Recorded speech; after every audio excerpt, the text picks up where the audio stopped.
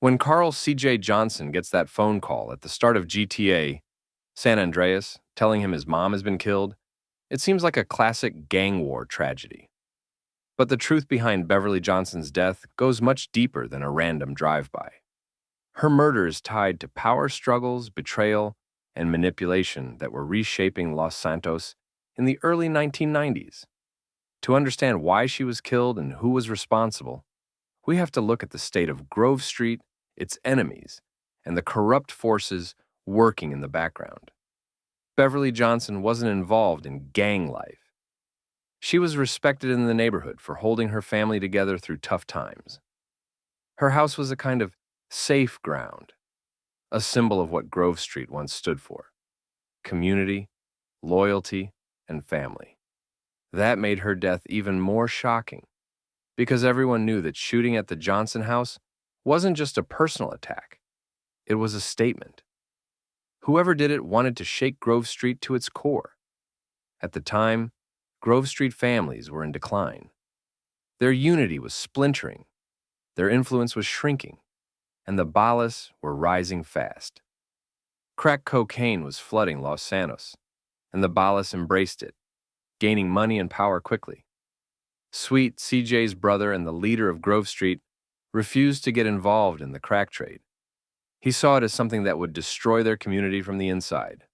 That moral stance made Grove Street look outdated and vulnerable, especially as rival gangs became wealthier and better armed.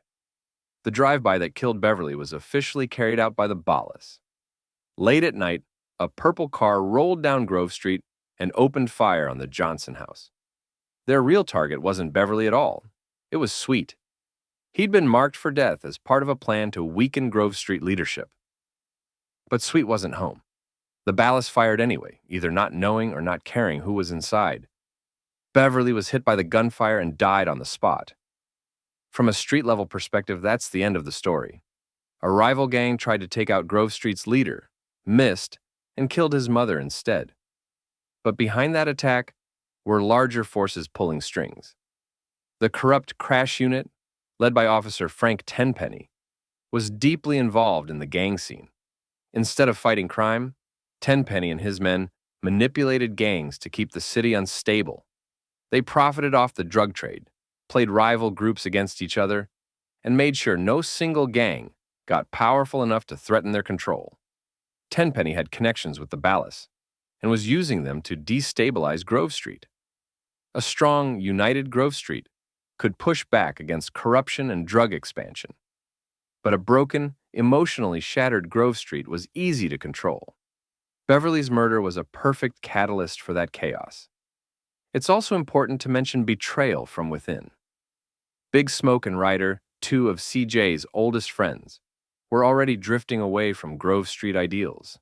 Smoke, in particular, had secretly allied himself with Tenpenny and the Balas. He saw that crack was the future and wanted to be on the winning side. By quietly supporting the Balas' power grab and undermining Sweet's leadership, Smoke positioned himself to benefit when Grove Street inevitably crumbled. While he didn't personally pull the trigger that night, his cooperation with Tenpenny and the Balas laid the groundwork for the attack to happen. He knew Grove Street would be hit eventually, and he did nothing to stop it.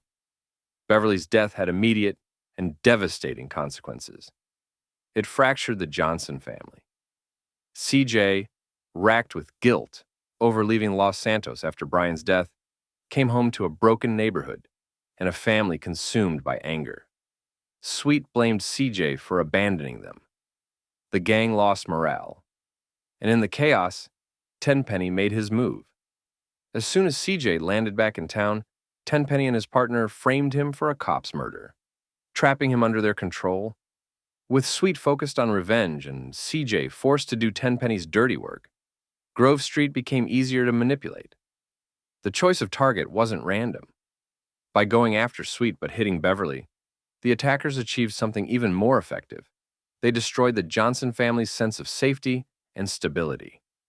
Everyone in the neighborhood saw that even someone like Beverly, who wasn't a gang member, could be killed. It sent a chilling message.